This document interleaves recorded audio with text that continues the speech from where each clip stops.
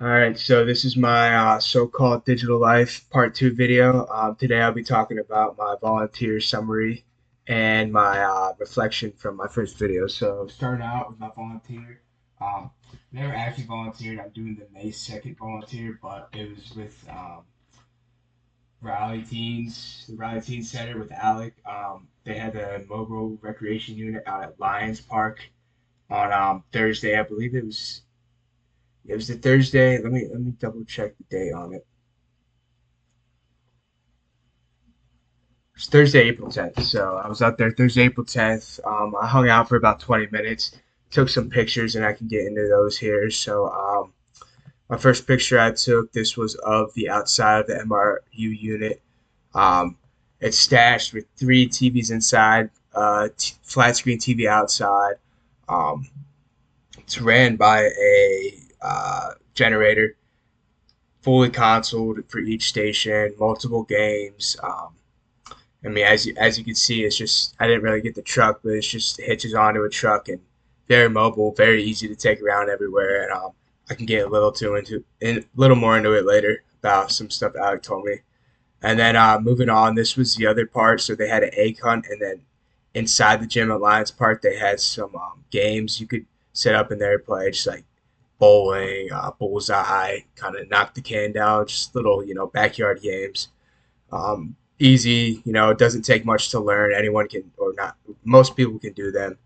And then another image I have here, this is just inside the MRU unit. So, oops, sorry, it's a little big, but as you can see, cover up my face a little bit here, but um, had some teens in there playing variety of games. I think one of them is Fortnite up down there on the end, and got football, Madden going on right there. But yeah, so those are the pictures I gathered. For my experience, when I got there, I kind of got there in the beginning. There weren't too many kids there, but Alec was walking me through kind of their purpose. So they have this recreation unit for people who might not have ever experienced video games before, people who might not be or have the resources to experience these type of games before. And they have this idea of putting video games in a truck and moving it around and taking it to virtually anywhere they can fit it. And he was talking about they were trying to work something out where they're trying to get it licensed to be able to take it indoors. So hot days, outside weather, raining, they could still use it. But yeah, I mean, from my experience, there was some kids there playing inside the van, so I interacted with them, just kind of asked, maybe like just kind of asking questions about their experience with gaming. What do you like? What do you think about this MRU unit? Like, you think it's cool? Like, is it worth it? I mean, obviously they all said yes. I mean, what teenager kid does not like video games in a mobile truck? But I think building on from that, it relates to virtual recreation and esports because I feel like VR and esports is it's a very inclusive environment, and this is just a prime example of how it just continues to become even more inclusive. And putting this on wheels is a very cool invention. um let's see here, what type of participants were involved. So like I said, when I was there weren't as many teenagers there yet, but I would say kids aged from, I'd say the youngest I saw there was probably like 9, and the oldest I was there was probably like 14. But it, it was teenager age gap. Was this what I expected to be? Honestly, yes. It's hard to say right now just because I didn't experience the full event. I didn't really. I mean, they had a whole ACON set up, and I wasn't really able to see that and kind of see what that entails and the amount of kids that would show up. But the way they had it set it up was very accessible. Um, especially for teenage kids. Very accessible. It was in a great location too. I mean, right off of Capitol Boulevard. It's pretty central in Raleigh, so and then it's within a neighborhood, so that's also very nice. I mean, any kid, and it was free for access, so any kid that wanted to participate could just show up in the neighborhood, walk over there. The parents don't have to necessarily drive them. Benefits of the experience for participants, it was a free event. Um, not necessarily network, the teenage version of networking, meeting new friends, new people, going there with your group of friends. Just yeah, it's just a great outlet for recreation for kids who maybe not have the kind of opportunity all the time. Kids who do have the opportunity all the time just enjoy doing that kind of stuff. So there was really no boundaries set there, and let's see. Please think more. How could this volunteer experience relate to your virtual recreation as part of your future career? It's a great question. As far as my future career, you know, I do enjoy playing like sports video games, and that seemed to be a big part of the MRU unit. Was I mean they had 2K, NFL, all those professional sports games. So maybe finding a way to like I've really found the MRU truck very interesting. So finding a way to kind of innovate the MRU truck, make it bigger, what you can add on other than just TVs and consoles. That would be something I would be very interested in diving into maybe in my future. And do I feel the experience is relevant to this course? I do because like I kind of going back to the all inclusivity thing. I feel like esports is that's what's great about technology because you can accept people all over the world can access it. Um, and we kind of learned about that throughout this semester. And I think this goes on to show that exactly. And it kind of shows bringing recreation into areas, the parks, even like using space that we have for that to do events like this. Two other potential volunteer opportunities, real or hypothetical, that makes sense for a course like ours.